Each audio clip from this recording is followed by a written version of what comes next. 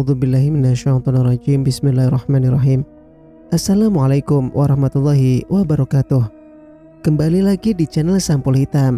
Untuk cerita kali ini, Mang Sokir masih melanjutkan cerita yang sebelumnya yang berjudul Hantu Maharani.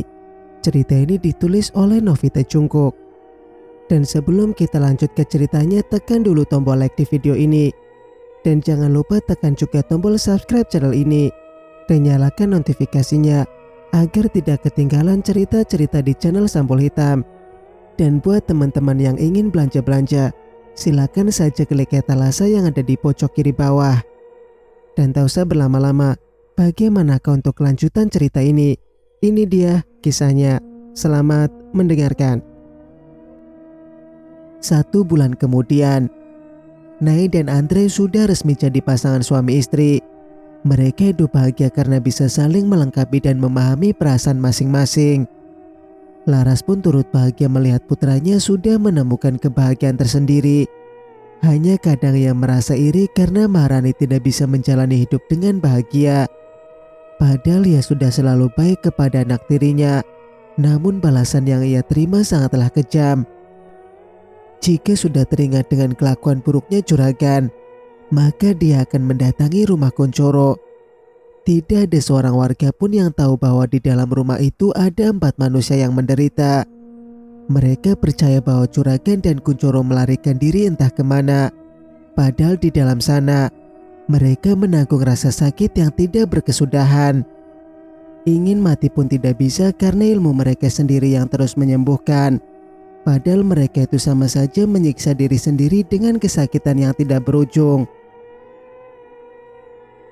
"Ambilkan aku burung, Laras," pinta Kuncoro yang kurus kering. Walaupun ilmunya bisa menyembuhkan, namun ia juga butuh makan. Jika tidak makan seperti ini lamanya, maka ia pun akan kurus kering hingga lambungnya pedih. Pada dasarnya mereka itu tetaplah manusia. "Atas dasar apa aku harus mencarikanmu burung?" sinis Laras. "Itu kelemahanku, Laras. Biarkan aku mati sekarang. Bunuhlah aku," ucap Kuncoro lemah. "Baru segitu saja kau sudah menyerah?" Laras tertawa kencang. "Tolonglah, Laras. Aku mohon bunuh saja aku," pekik Kuncoro yang sudah tak sanggup lagi untuk hidup. Semakin senang Laras karena lawannya mulai melemah begini. Laras merasa menang karena sudah berhasil membuat mereka sangat menderita. Laras mendatangi suaminya yang juga terlihat sangat kurus dan perutnya membuncit besar, seperti orang yang sedang hamil 9 bulan. Laras tersenyum sambil mengelus perut sang suami. Juragan sudah kembang kempis karena tak kuat menahan sakit ini. "Bunuhlah aku, Laras. Tolong bunuh saja aku," pinta juragan. Pisau menusuk kedua mata juragan hingga membuatnya mengkelepar. Nafasnya terhenti sekitar 1 menit. Namun kembali ada dan langsung berteriak kencang karena kesakitan. "Kenapa kau hidup lagi? Aku sudah membunuhmu barusan," seringnya Laras. "Carikan aku hewan yang bisa terbang, Laras. Biarkan aku mati saja," jerit juragan. "Wah, kalian kompak sekali pada menginginkan kematian," seru Laras. Juragan terdongak karena bayi setannya tiba-tiba saja mampu menembus perut dan keluar. Laras juga kaget karena tidak menyangka memang berkepala manusia, namun bagian bawahnya berupa ekor. Teriak juragan terdengar sangat menyakitkan. Bayi itu menggeliat ke sana kemari dan belum sempat Laras bereaksi, bayi ular itu melesat pergi menghilang lewat jendela. Perut juragan yang terkoyak lebar hingga menampakkan hati dan organ lainnya, kini perlahan tertutup lagi dan berusaha merapatkan diri. Perlahan pria ini pun sadar kembali dan tersenyum. "Musuhmu sekarang bukan hanya kami. Menyesal sekali tadi aku sudah putus asa. ucap Juragan. Laras menyadari bahwa bayi ular itu akan berbahaya baginya. Akan lebih baik jika para iblis itu dibunuh sekarang. Kalau dibiarkan terus begini, maka bayi itu bisa saja membebaskan mereka. Seketika Laras keluar dari rumah dan menatap ke atas pohon duku. Di sana ada burung yang sedang bertengger sambil berkicau. Tidak menyia-nyiakan kesempatan ini, busur panah menembus burung kutilang. Burung itu jatuh ke tanah. Laras cepat mengambilnya dan membuang semua bulu. Dibakar di atas dupa yang memang ada di kamar prakteknya Kunchoro. Semula Kunchoro yang melihat ada harapan pada bayi ular. Ia menolak untuk memakan burung yang sudah gosong itu. Namun Laras memaksanya untuk menelan walaupun sedikit. "Brengsek kau Laras!" umpat Kunchoro. Laras tidak mau jika Kunchoro mati begitu saja. Tombak yang ada di dekat pintu langsung disambar. Langsung diucapkan berulang kali pada perutnya Kunchoro. Darah berjatuhan seperti air hujan. Juragan dan Rukaya ngeri dengan kemarahannya Laras yang sangat membabi buta. Kunchoro meninggal dengan tubuhnya yang hancur karena dilululantakkan dengan tombak. Isi perutnya keluar semua. Kini Laras gantian mendatangi suaminya. Daging burung langsung ia masukkan ke dalam mulut. Juragan berusaha memuntahkan. Namun Laras menginjak leher Juragan sehingga mulutnya terbuka kembali dan langsung menyumpal. "Aku akan menghantuimu, Laras!" pekik Juragan. "Silakan saja. Jika kau berani mendatangiku lagi, maka pasti akan kubunuh lagi," seringnya Laras. Pisaunya yang sangat tajam sudah ada di tangan. Juragan menahan nafas karena ia tahu akan merasakan sakit yang sangat luar biasa akibat pembalasan dendam istrinya.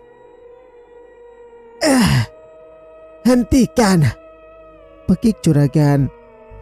Laras tanpa jijik membelah belalai Juragan yang sudah dipakai untuk memperkosa putrinya. Luka itu tidak menyatu lagi dan aset tersebut terbelah lebar. Urat di leher Juragan menonjol semua karena menahan rasa sakit ini. Bahkan Laras juga mengambil buah lato-lato yang menggantung keriput itu. "Apa rasanya sakit? Tahanlah ya," ejek Laras naik ke tubuh suaminya. Mata yang sudah merah karena mengeluarkan air mata karena kesakitan. Laras mengucamkan pisau dan mencongkelnya keluar. Tubuh Juragan mendegang tak karuan. Bahkan buku-buku jarinya memutih karena mengepal kencang. "Sepertinya kau lebih bagus jika tidak punya mata." Laras tertawa psikopat. "Aku akan datang mengusik hidupmu. Aku bersumpah akan membawamu ke neraka." Juragan berteriak keras dan kemudian menghembuskan nafas terakhir. "Kau pikir aku takut? Bagus jika kau mau datang lagi," tantang Laras. Baginya sudah tidak ada rasa takut lagi karena terlalu sering memiliki urusan dengan makhluk halus.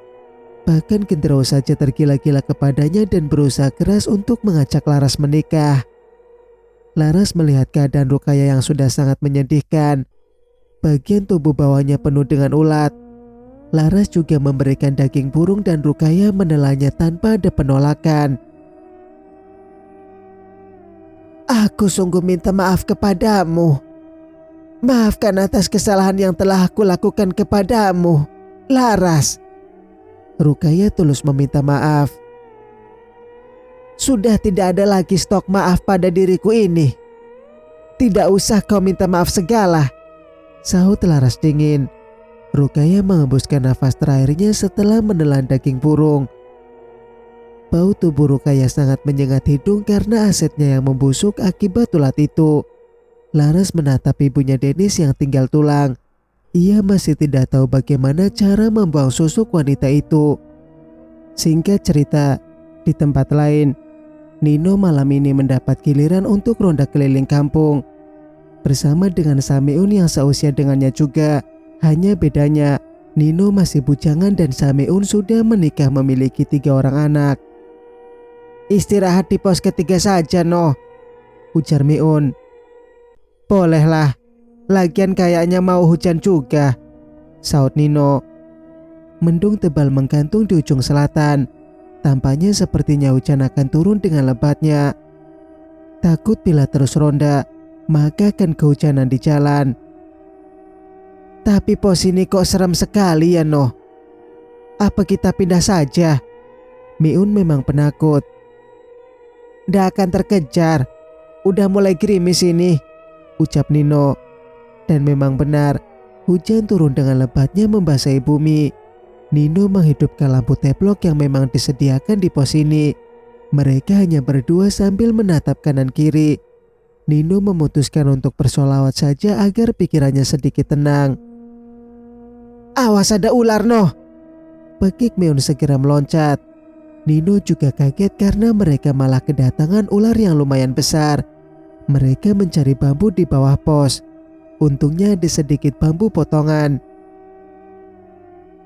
Pergilah. Jika kau tidak mau pergi, aku akan membunuhmu. Nino mengacungkan bambunya. Ular itu menjulurkan lidahnya berulang kali. Nino memperhatikan ular yang besarnya hampir sebetis orang dewasa. Maafkan peliharaan saya. Tadi terlepas. Seorang pria muncul di sebelah pos. Peliharaan? Meun kaget karena ada yang memelihara ular. Iya. Pemuda ini mengangguk dan segera mengambil ular itu dan mengalungkan di pundaknya. Berjalan pergi meninggalkan pos ronda menembus kegelapan malam. Namun Nino masih bisa melihat walau hanya dari cahaya lampu temaram saja. Tadi kamu lihat kakinya ndak Noh? Miun bertanya gemetar. Entah makhluk apa itu sebenarnya. Kampung kita masih terpencil sehingga banyak makhluk halus yang tinggal, saut Nino. Kamu kok tenang banget toh? Aku sampai terkencing loh ini.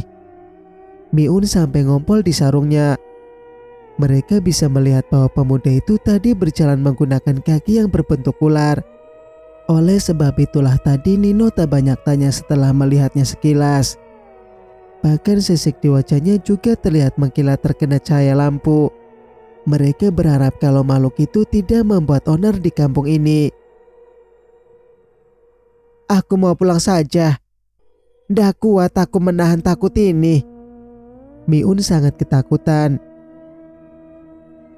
Pulanglah sana, suruh Nino. Ya antarlah. Aku ndak berani pulang sendirian. Miun minta diantar. Namun Nino cuek saja dan malah merebahkan diri sambil terus bersolawat. Sebenarnya ia pun juga merasa ngeri, karena bisa dirasakan kalau kekuatan makhluk itu terasa sangat kuat. Terpaksa Miun hanya merapatkan diri agar sedikit tenang. Kepalanya masih terus menoleh ke arah makhluk yang tadi menghilang. Takut bila datang lagi dan menyakiti mereka. Wajahnya mirip Juragan Adi ya Noh, cetus Miun. Mendengar ucapan Miun barusan, Nino bangun dan mengingat bahwa makhluk setengah ular itu memang mirip dengan Juragan Adi yang sudah hilang selama 1 bulan ini. Nggak mungkin itu dia. Terlalu mudah, ujar Nino.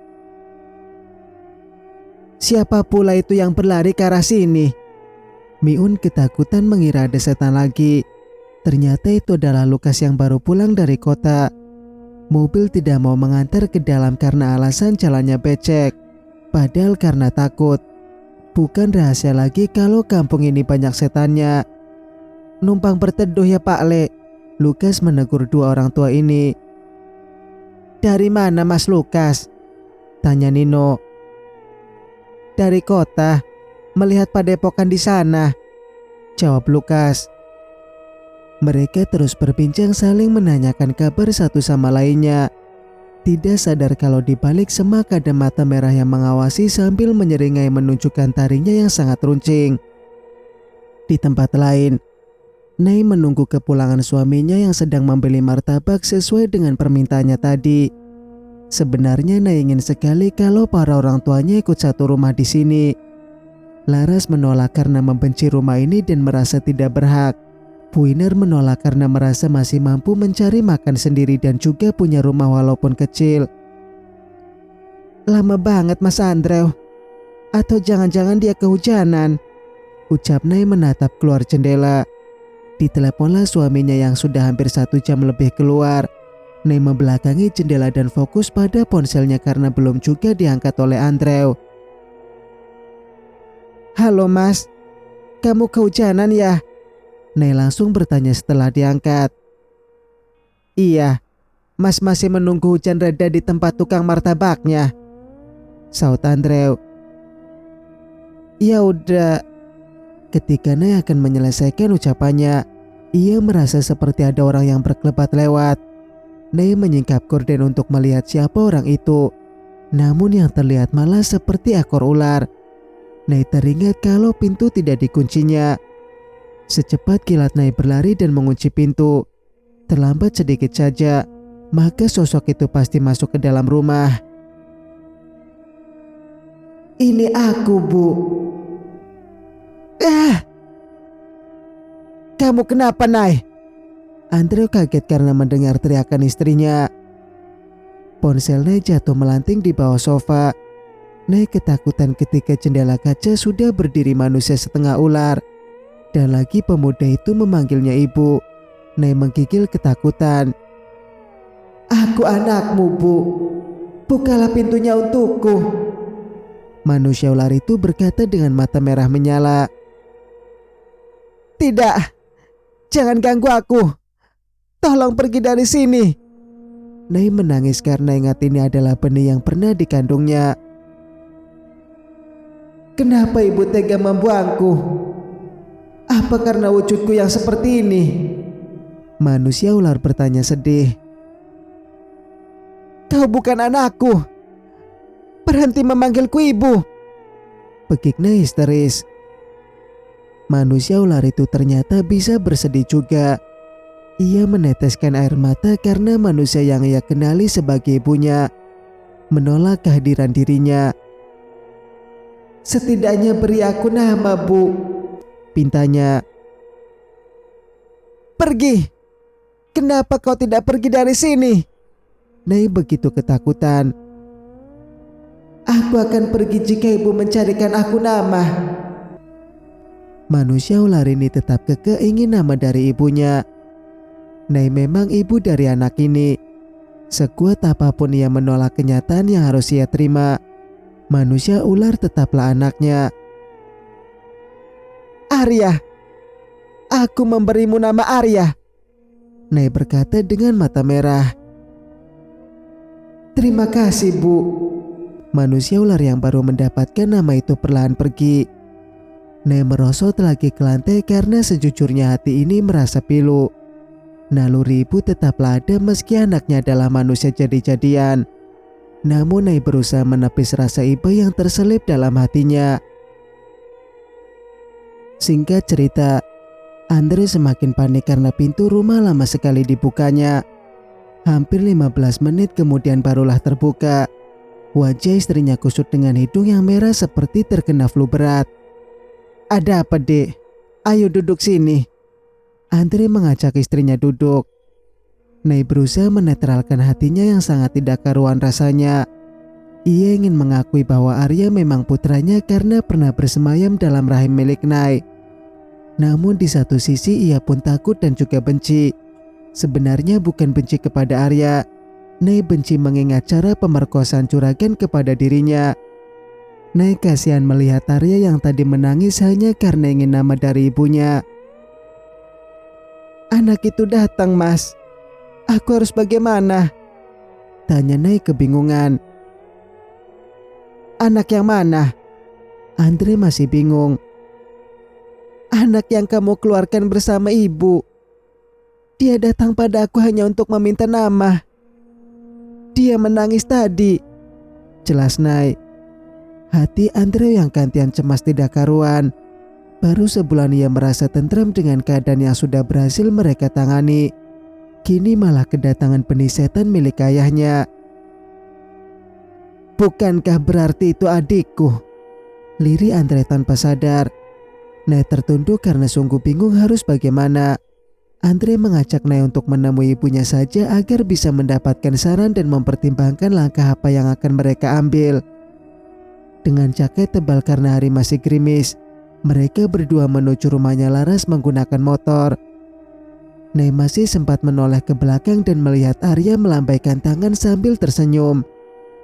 Jiwa ibu Nay masih tetap muncul walaupun ia ketakutan setengah mati. Nay membalas lambaian tangan putranya walaupun agak sedikit kaku. "Itu dia?" Andre bertanya kepada istrinya. "Iya, kalian memiliki wajah yang mirip," cetus Nay. "Andai saja dia bukan separuh iblis, mungkin akan lebih baik," ucap Andrew. "Kamu membencinya, Mas?" Nay memberanikan diri bertanya tentang perasaan Andrew. "Selama dia tidak melakukan kejahatan, aku tidak akan membencinya. Lagi pula dia akan tidak bisa menolak saat dilahirkan seperti itu," Andre berkata tulus.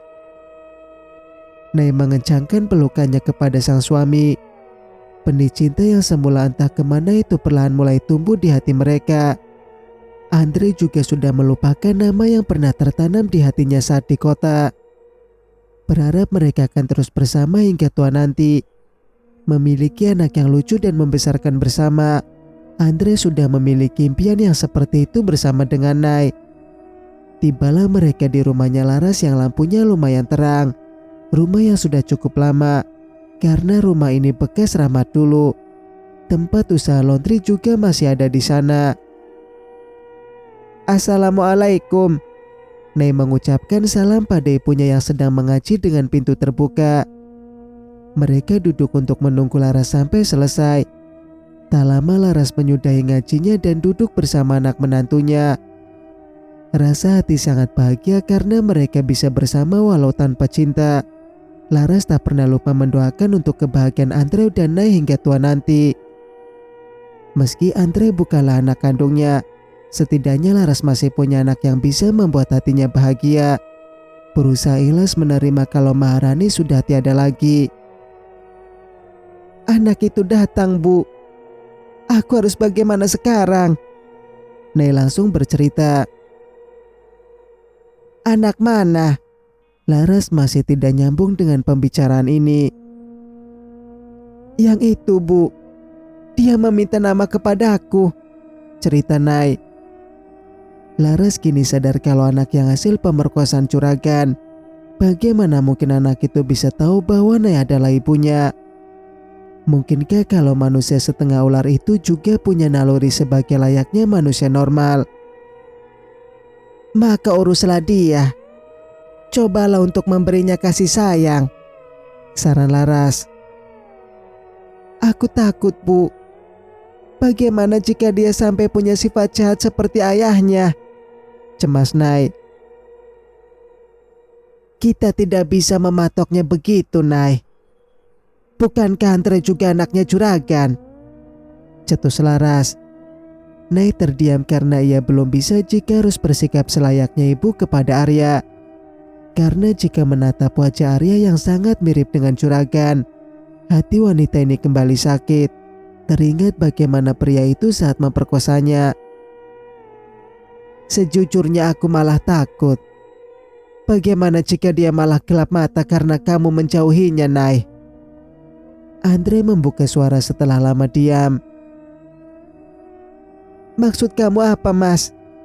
Nay menoleh kepada suaminya. "Dia bukan manusia seutuhnya yang bisa berpikir normal.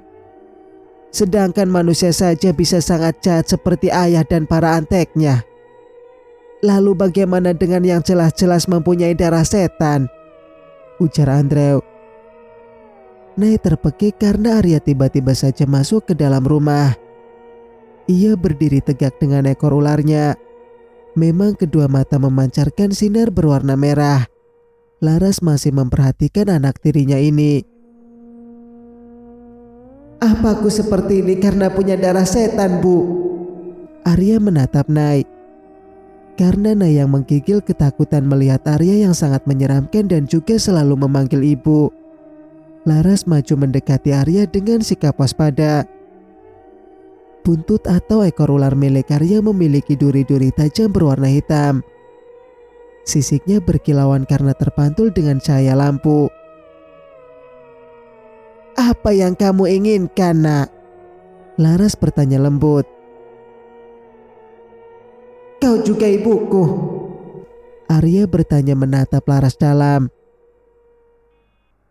"Tidak masalah jika kau ingin menganggapku apa. Aku juga tidak akan masalah walau kau memanggilku ibu," saut Laras. Arya tersenyum karena ada yang masih baik kepadanya. Refleksi yang memeluk Laras yang mematung. Nay saja terpekik karena mengira bahwa Arya akan melukai mertuanya. "Terima kasih ibu." Arya meneteskan air mata. "Justru ibu yang harus berterima kasih kepadamu. Semoga saja kau tidak akan pernah menyakiti orang lain," harap Laras. "Setelah mendapatkan nama, aku berjanji akan pergi ke Alas Roban, Bu. Aku akan tinggal di sana saja," janji Arya. Laras tersenyum dan mengelus kepala Arya sebagai tanda cintanya. Arya sudah senang bukan kepalang karena merasa dirinya diterima sebagai keluarga. "Aku akan sering mengunjungimu, Ibu.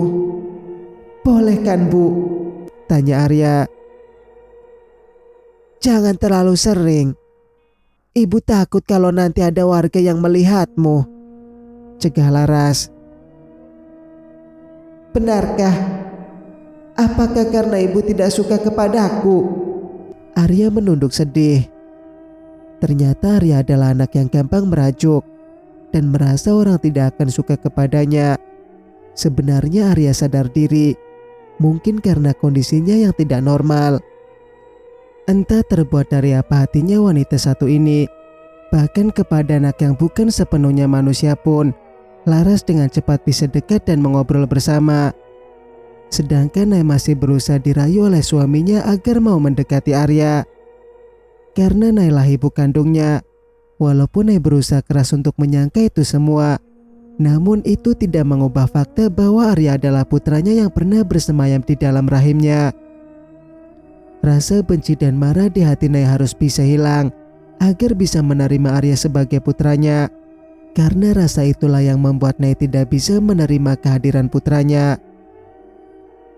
"Lupakan semua yang sudah terjadi, Dek.